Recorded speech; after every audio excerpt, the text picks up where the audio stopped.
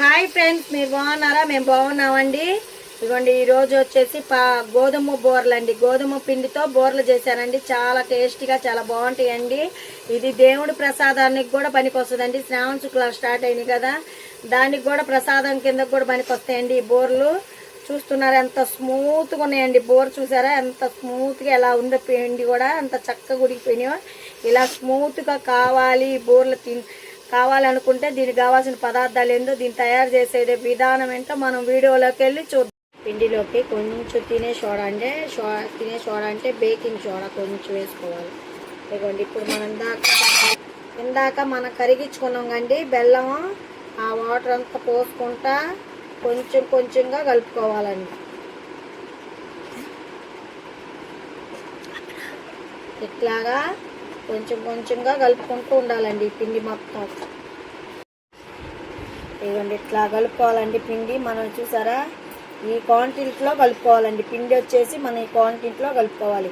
ఇట్లా కలుపుకుంటే మన పర్ఫెక్ట్గా బోర్లు అనేవి వచ్చేస్తాయండి. మన గోధుమ బోర్లు పర్ఫెక్ట్గా ఇలా వచ్చేస్తాయండి. ఇలా కలుపుకొని ఒక అరగంట సేపు నానబెట్టుకోవాలండి. మినిమం ఒక అరగంట సేపు మనం నానబెట్టుకున్నాం. మూత వేసుకొని అరగంట సేపు నానే లోపల ఇంతలోకి ఆయిల్ పొయ్యి మీద పెట్టుకుందాం.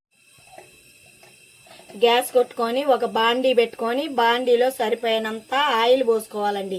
శనగ నూనె అయితే శనగ నూనె, సన్ఫ్లవర్ ఆయిల్ అయితే సన్ఫ్లవర్ ఆయిల్, మీకు ఇష్టం అండి. ఆయిల్ అయితే ఆయిల్, నేనైతే సన్ఫ్లవర్ ఆయిల్తో చేస్తున్నాను. ఇదిగోండి, దానికి సరిపోయేంత ఆయిల్ పోసుకోవాలి. పిండి చూసారా, ఇదిగోండి మనం అరగంట సేపు నానబెట్టుకున్నాం కదా, ఇలా వచ్చేసిద్దండి కాంటెంట్స్. పిండి ఇలా వచ్చేసిద్ది. ఇప్పుడు మనకు ఆయిల్గా కాబెట్టుకున్నాక ఆయిల్లో తీసుకొని ఎంతగా తీసుకొని ఇలా పోసుకోవాలండి. ఇట్లా పొంగాలండి. ఇట్లా పొంగితే బాగుంటుంది. నేను చిన్న కళాయి పెట్టుకున్నాను అండి. మీరు కావాలంటే పెద్ద కళాయి ఉంటే 4-5 వేసుకోవచ్చండి. నేను చిన్న కళాయి పెట్టా కాబట్టి ఒక్కటే వేసుకుంటా, ఒక్కొక్కటి తీసుకుంటా ఒక్కొక్కటి వేసుకుంటున్నానండి. మీరు కావాలంటే పెద్ద కళాయి పెట్టుకొని వేసుకోవచ్చండి. చూసారా ఇలా పొంగాలండి. ఇలా పొంగితే పర్ఫెక్ట్గా వచ్చినట్టండి. బోర్డరు ఇలా పొంగితే పర్ఫెక్ట్గా వచ్చినట్టు. చూసారా, ఇది ఇట్లా పొంగి ఇట్లా ఉడికిపోయిందండి. ఇప్పటికి ఇట్లా తీసేసుకుందాం. అట్లాగే అన్నీ చేసేసుకుందాం.